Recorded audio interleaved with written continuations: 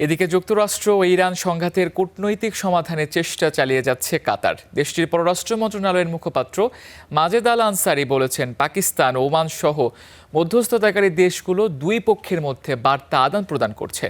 মঙ্গলবার হরমুজে একটি জাহাজে হামলা ও তেলের দাম আবারও বেড়ে যাওয়ার পর এই আশঙ্কা জোরালো হয়েছে যে ইরান যুক্তরাষ্ট্রের সংঘাতে দ্রুত সমাধান হচ্ছে না।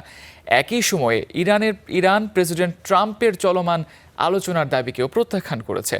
ইরান হরমুজ প্রণালী দিয়ে অধিকাংশ জাহাজ চলাচল বন্ধ করে দিয়েছে। ওয়াশিংটনও ইরানের ওপর নৌ অবরোধ বজায় রেখেছে। এর ফলে বিশ্বের 1/5 জ্বালানি বাণিজ্য স্থবির হয়ে পড়েছে।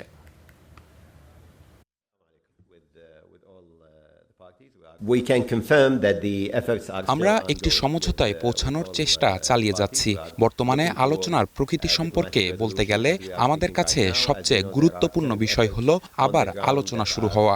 আর আলোচনায় ফিরে যেতে হলে মাঠ পর্যায়ে কিছু বিষয় ঘটতে হবে।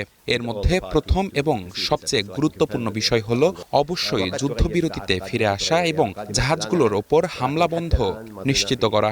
পাশাপাশি হরমুজ প্রণালীতে নৌ চলাচলের স্বাধীনতা নিশ্চিত করা।